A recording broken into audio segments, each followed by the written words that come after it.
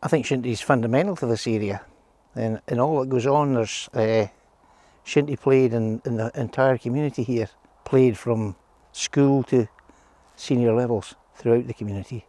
So it's fundamentally important to the welfare of the community, the welfare of those that play the game, the families that are associated with it, and everything that goes on, really. It's shinty.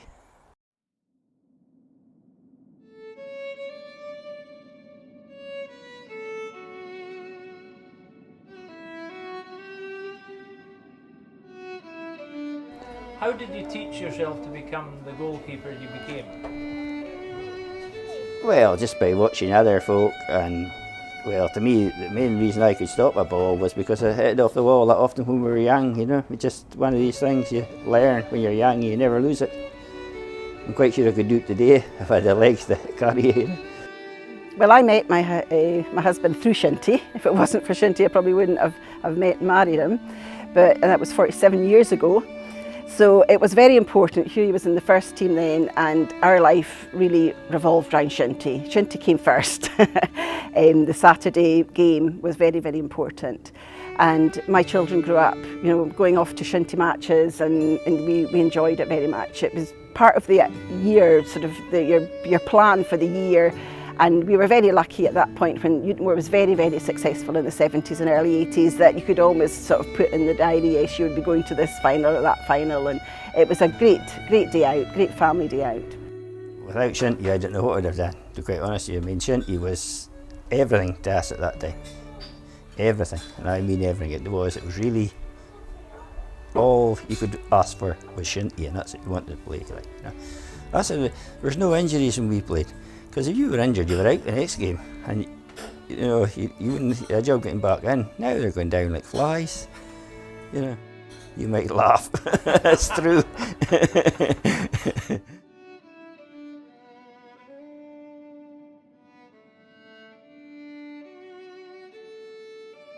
think that's all it was. Just shinty was shinty, and that was it. Like my dad never played shinty his life, but we just. The school gave us the shinty, and we just carried on from there. Like, but the reason we carried on because we loved it, and I'm saying that for myself. I'm sure Hughie will say the same. I'm sure John will say the same. If you lost 2 of the weeks in the trot, you got to go back into it.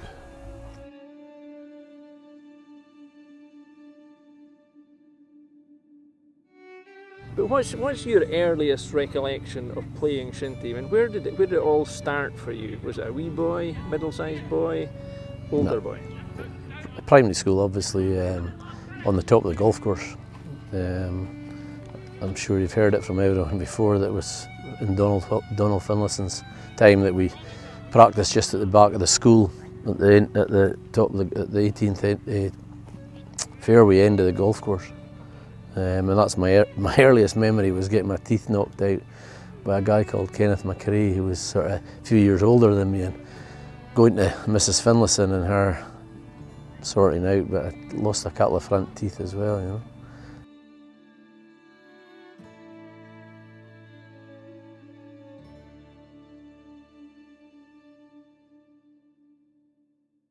Shinty was very much part of our family. My uncle Jock was, you know, he was running the primary shinty then. He was in the top of the golf course all the time, encouraging the boys.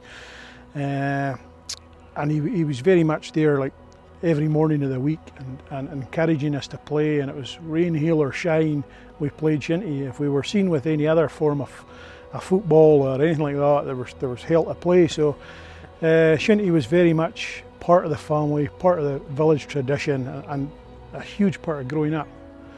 In the evenings we used to go down to the top of the golf course, and there would be literally dozens of players, and you know, you would see them turning up in their work vans, their work jeans, their work t-shirts, throwing on a set of football boots, shinty boots, and getting torn in. You know, your Ken Smiths, Hughie Chisholm, John Mackenzie, all these guys. And you know, you were very much told, get out of the way, boy, get behind the goals. And that's all we did. And there were so many of us behind the goals, we were having our own wee duel to see who would get the ball back for the first team guys. So, you know, it's just part of growing up in Newtonmore. It evolved in the early 80s to some great things as well, and some fantastic games. and exactly that, the team started to waver a bit towards the end of the 80s, and then it went collapsed. But the big thing for me is, and that's the one thing that I'm more proud of than anything, is the fact that I stayed with it all that years and stuck with it. God knows why, I haven't a clue why I did it. And to come to 2011 and manage the team that 25-year wait to get back the Camanachd back here was just probably, for me, it was the most special occasion in the history in my time in the village, and the crowd that were out in the street that night, and it just tells a story all on its own, you know. I think the core, the core of your first team now, they've all got Shinty connections, family connections, fathers, uncles, cousins, and I think it's still very much part of the heritage of the village. As time's gone on, we're seeing a few young guys that have came to the area later in life, and no, it doesn't mean as much to them, but the guys that are born and brought up in the village, it's 3-4-year-old, you get handed a club. So I think it's still as important to all these guys, and our team today, if you look around the team, the guys that are there, very much Shinty families.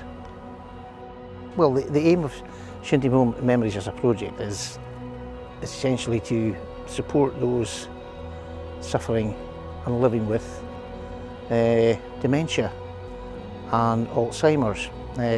We do have quite a number in our community here, which is not commonly known, but we're aware of that, and what we're doing is to try and support them in the Memories project using our Shinty photography, our artefacts, and even the filming that we're actually about to produce, or are producing at the present moment, to use in the cafes and in support of those with dementia.